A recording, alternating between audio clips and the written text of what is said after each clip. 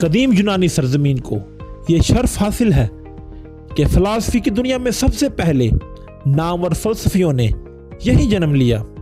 इसीलिए इस सरजमीन को फ़िलासफ़रों की नर्सरी भी कहा जाता है और इस सरजमीन के फ़लसफ़ियों को बाद में आने वाले फ़लसफ़ियों का जद्द अमजद भी कहते हैं।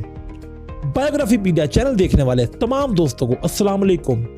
दोस्तों, आज की हमारी वीडियो 7 फ़लसफ़ियों के बारे में है जिनका ताल्लुक यूनान से था, जिन्होंने तिब, फ़लसफ़ा और रियाज़ी की दुनिया में इब्तदाई उलूम से दुनिया को मुतारफ़ करवाया। दोस्तों, पहले फ़लसफ़ी का नाम थैलसीस है और इसका ताल्लुक एशिया कोचक के बहीरा रोम के साहली इलाका आयूनिया से था। दोस्तों, ये मुफक्कर 620 कबल मसीह में पैदा हुआ और 546 कबल मसीह में इसकी वफ़ात हुई। यह यूनान का सबसे कदीम फ़लसफ़ी था। इंसानी तारीख़ में सबसे पहले सूरज ग्रहण की निशानदही इसी ने की थी। इसको दुनिया का पहला जियोमेट्री का साइंसदान होने का एजाज़ भी हासिल है। इसके साथ साथ 365 दिनों का तसव्वुर भी इसी फ़लसफ़ी ने पेश किया। सूरज और चांद के हुजम की अव्वली निशानदही इसी ने की। दोस्तों, ये दुनिया का पहला फ़लसफ़ी था जिसने कायनात की तख्लीक की तशरीह साइंसी शक्ल में की।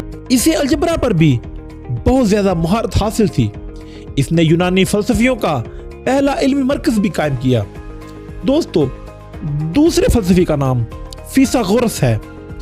मगर वीडियो में आगे बढ़ने से पहले तमाम दोस्तों से गुजारिश है कि हमारे चैनल को लाइक और सब्सक्राइब करें और इस वीडियो को आखिर तक देखें। दोस्तों, फिसागोरस एक यूनानी फ़लसफ़ी था जो 570 कबल मसीह में पैदा हुआ और 495 कबल मसीह में इसने वफ़ात पाई। ये बुनियादी तौर पर एक फ़लसफ़ी, रियाज़ीदान और साइंसदान था, लेकिन वो माहिर रियाज़ीदान की हैसियत से ज़्यादा मशहूर हुआ। वो यूनान के जज़ीरे सामूस से जनूबी इटली की एक मुस्सिर आबादी वाले शहर क्रोटो में मुंतकिल हो गया। सामूस से इसकी हिजरत का सबब मौरखीन वहाँ के लोगों से इसका नज़रियाती इख्तलाफ बताते हैं। चुनाचे क्रोटो में इसने अपने हमख्याल पैरोकारों के हमरा एक तहरीक की बुनियाद डाली जिसका मकसद मजहबी, सियासी, फ़लसफ़ियाना नज़रियात को लोगों तक पहुँचाना था। इस तहरीक को फिसागोरसिज़्म के नाम से याद किया जाता है। फिसागोरस के बारे में मौरखीन इस बात पर मुत्तफ़िक़ हैं कि वो किसी भी दूसरे फ़लसफ़ी से ज़्यादा गहराई तक जाके तहकीक करने का आदी था और जब तक कामयाबी हासिल न कर लेता चैन से न बैठता। दोस्तों, तीसरे फ़लसफ़ी का नाम सकरात है। वो यूनान के शहर आफाक शहर एथेंस में 470 कबल मसीह में एक संगतराश के घर में पैदा हुआ। इसके वालिद मरते दम तक संगतराशी के पेशे से मुंसलिक रहे। ये इब्तदा में अपने वालिद के साथ संगतराशी किया करता था, फिर फौज में भर्ती हो गया। यहाँ से इसका दिल भर गया तो इसने मरते दम तक इल्म फजल को अपना ओढ़ना बिछोना बनाए रखा। सकरात दुनिया शर्क व गरब का वो शोहरा आफाक फ़लसफ़ी था जो हर मुल्क व कौम, रंग व नस्ल, मसलक व मजहब तमाम गैर मुतनाज़ा और हक गोई की खातिर जान कुर्बान करने वाला आलमगीर किरदार बन गया और आज तक जिंदा है। सकरात नहायत आला अखलाकी और साफ का मालिक था। हक परस्त और मुतसिम मिजाज आदमी था। मुसलसल गौर फिक्र के बायस उम्र के आखिरी हिस्से में इसने देवताओं के वजूद से इनकार कर दिया, जिसकी पादाश में जमहूरिया एथेंस की अदालत ने 399 कबल मसीह में इसे मौत की सज़ा सुनाई। रवायात के मुताबिक इसने पॉइजन ऑफ हामलॉक नामी जहर का प्याला पीकर खुदकुशी करना थी। दोस्तों, चौथे फ़लसफ़ी का नाम अफलातून है। ये 660 कबल मसीह में एथेंस के एक मुमताज़ घराने में पैदा हुआ। नौजवानी में इसकी मुलाकात अजीम फ़लसफ़ी सकरात से हुई जो इसका दोस्त और रहबर बन गया। इसको यह मुनफरिद एजाज़ हासिल है कि यह मायनाज़ फ़लसफ़ी सकरात का शागिर्द और नामवर फ़लसफ़ी अस्तु का उस्ताद था। 397 कबल मसीह में इसने एथेंस में अकादमी नामी इल्मगाह की बुनियाद रखी। इसके बाद इसने अपनी ज़िंदगी के बाकी 40 साल इल्म तदरीस में एथेंस में गुजार दिए। मौरखीन इसकी कायम करदा अकादमी के बारे में कहते हैं कि इस इल्मगाह से 900 साल तक लोग फैज़याब होते रहे, हत्ता कि अरस्तु भी इसी अकेडमी से फैज़याब हुआ। یہ اکیڈمی مغربی دنیا کی اولین تعلیمی درسگاہ ہونے کا اعزاز بھی رکھتی ہے۔ اس نے اسی درسگاہ سے مغربی فلسفہ، سائنس اور ریاضی کی بنیاد رکھی۔ یہ فلسفہ کی تدریس کرتا رہا اور لکھتا بھی رہا۔ دوستو، پانچویں فلسفی کا نام بقراط ہے۔ یہ ماہر طب تھا، بلکہ اسے طبیبوں کا جد امجد بھی کہتے ہیں۔ فلسفہ طب کی وجہ سے اس نے بہت زیادہ شہرت پائی۔ مورخین اسے طب کا سائنسدان بھی کہتے ہیں۔ یہ 460 قبل مسیح میں یونان کے شہر کوس میں پیدا ہوا۔ اس نے علم حاصل کرنے میں 16 برس صرف کیے، جبکہ باقی عمر اس نے تحریر و تصنیف میں گزار دی۔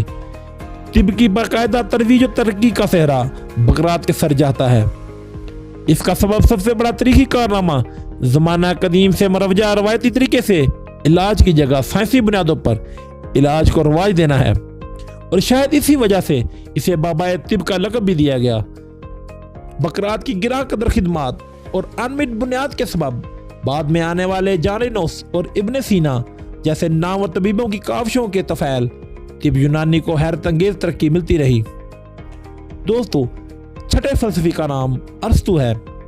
یہ شمالی یونان کے شہر ایسٹنگز میں پیدا ہوا۔ اس کا باپ شاہی طبیب تھا۔ اس نے ابتدائی تعلیم والد سے حاصل کی، مگر 10 سال کی عمر میں اس کے والد کا انتقال ہو گیا تو یہ اپنے والد کے ایک رشتہ دار کی سرپرستی میں آ گیا۔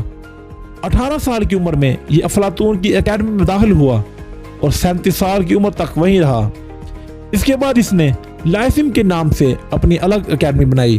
سکندر اعظم بھی ارسطو کا شاگرد تھا۔ سکندر اعظم نے تقریباً 3 سال تک ارسطو سے تعلیم و تربیت حاصل کی۔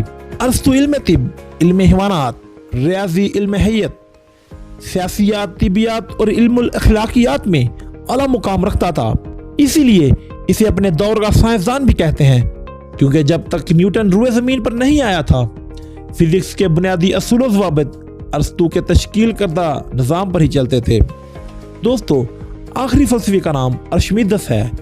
ارشمیدس ایک ریاضی دان کے طور پر شہرت رکھتا ہے۔ اس کو یہ اعزاز بھی حاصل ہے کہ دنیا کا سب سے پہلا انجینئر تھا۔ اس کے ساتھ ساتھ یہ ماہر طبیات، مصنف، فلسفی اور ماہر فلکیات بھی تھا۔ اس کی ایجادات میں اجرام فلکی معلوم کرنے کا آلہ، لیور، چرخوں کے استعمال سے بھاری اشیاء کو تھوڑی سی قوت اٹھانے کا طریقہ بھی شامل ہے۔